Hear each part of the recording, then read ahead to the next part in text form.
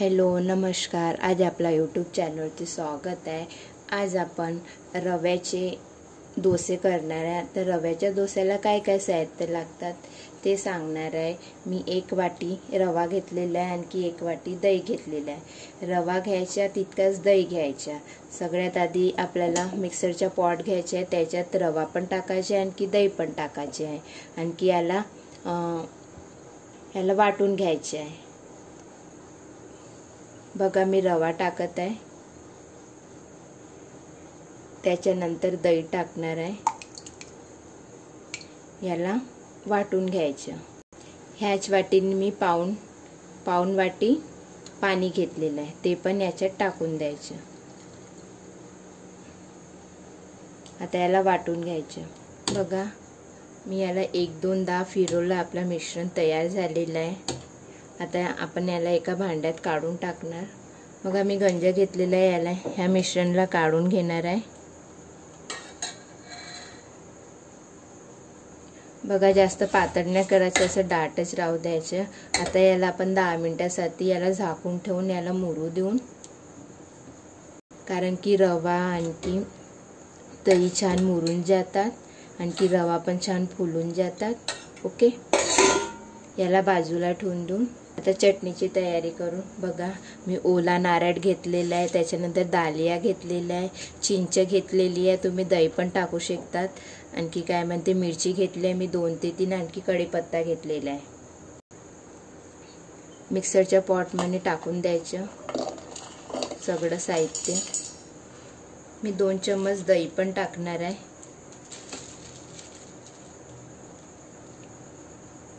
त्याच्यानंतर याच्यात थोडं पाणी टाकून, अर्धा ग्लास पाणी टाकून याला वाटून घ्यायचं। पाणी टाकल्यानंतर आपण मीठ पण याच्यातच टाकून द्यायचं, वाटून घ्यायचं। बघा आपली चटणी वाटून तयार आहे। आता याला एका भांड्यामध्ये काढून घ्यायचं। बघा मी एका वाटीत काढून घेत आहे। बघा चटणी तयार झालेली आहे। तुम्ही याच्यामध्ये मोहरीची फोडणी देऊ शकतात, मोहरी आणखी गोडलिंबची तेलाची, नाहीतर असंही खाऊ शकतात। बघा मी मोहरीची फोडणी दिलेली आहे, अशा प्रकारे फोडणी देऊन द्यायची। चम्मचनी मिक्स करून घ्यायचं छान खालवर।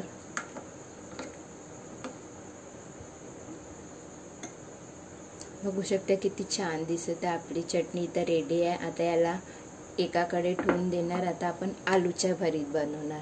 बघा आलूच्या भरीतला काय काय साहित्य लागतं। मी कढीपत्ता घेतलेला आहे, मी 2-3 मिरची घेतलेल्या आहे, ते बारीक कापलेले आहे। मी 1 कांदा घेतलेला होता, त्याला लांब आकाराचा कापून घेतलेला आहे। आणखी मी आलू घेतलेले, त्याला उकडले आहे, आता बारीक करणार आहे। मी 2 आलू घेतलेले होते। बघा मी हाताने बारीक करून घेतलेला आहे उकडल्या आलूला। त्याच्यानंतर बघा मी 1 कढाई घेतलेली आहे, कढाईमध्ये मी 1 चम्मच तेल टाकलेलं आहे। त्याच्यानंतर मी जिरा टाकणार आहे, मोहरी, त्याच्यानंतर कढीपत्ता, आणखी मिरची पण टाकून देणार, कारण की तेलात मिरचीला छान होऊ द्यायचं।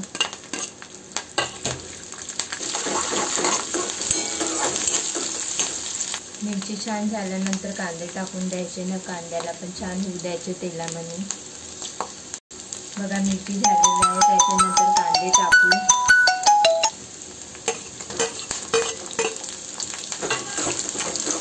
कांद्याला मिक्स करून घ्यायचं, आणखी तेलात छान होऊ द्यायचं। बघा तेलातच होऊ द्यायचं। बघा कांदे झालेले आहे। आता याच्यात आपल्याला हळद आणखी मीठ टाकायचे आहे। बघा 2 चुटकी मी हळद टाकणार आहे, स्वादानुसार मीठ। याला मिक्स करून घ्यायचं।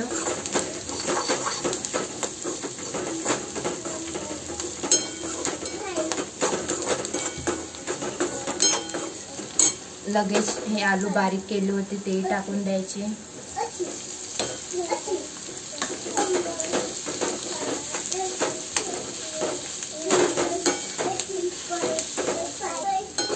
आलू टाकल्यानंतर त्याला छान मिक्स करून घ्यायचं। बघा आलूच्या भरीत पण तयार आहे। गॅस बंद करून घ्यायची। बघा गॅस बंद करत आलूचा भरीत तयार आहे. आता डोसाला सुरुवात करू. बघा आपला बॅटर छान फुललेला आहे. आता मीठ टाकणार आपण ह्याच्यात. 1 चम्मच मीठ टाकून द्यायचं. 1 छोटा चम्मच खायचा सोडा. मीठ आणखी सोडा टाकल्यानंतर सोड्यावरती थोडंसं पाणी टाकून द्यायचं. पाणी टाकल्यानंतर छान मिक्स करून घ्यायचं.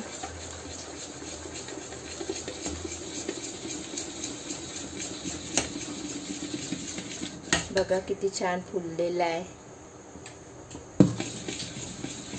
याला एकाच आकाराने छान फेटत राहायचं.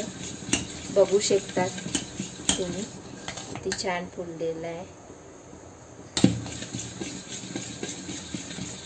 1 ते 2 मिनिटं याला फेटत राहायचं.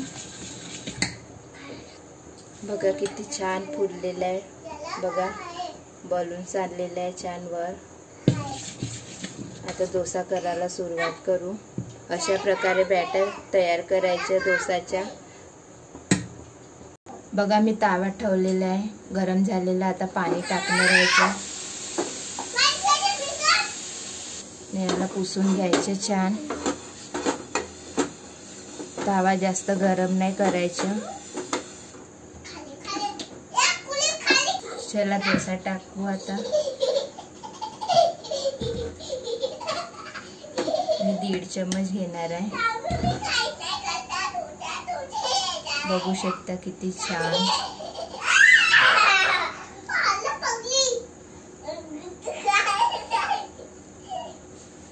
बघा अशा प्रकारे डोसा छान फैलून घ्यायचा. गोल गोल गोल गोल. याला होऊ द्यायचे छान कडक. बघा ब्राऊन कलर होत आहे. तेल टाकून द्यायचं. गोल होत आहे. बघा कसा ब्राऊन कलर येत आहे. याला छान. बघा किती छान आपला रवा डोसा तयार झालेला आहे.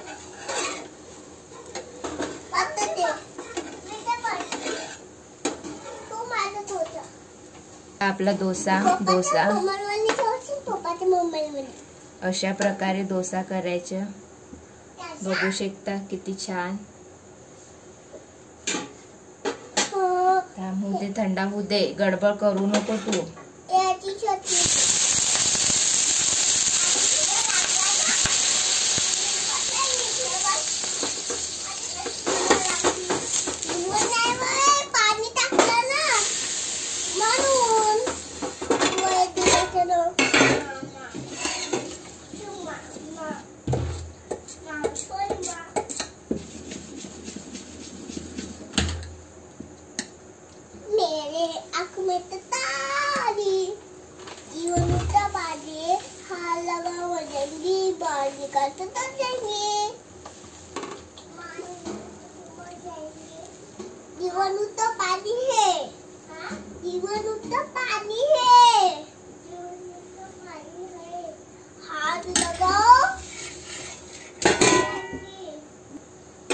याच्यावर थोडा तेल टाकून द्यायचं.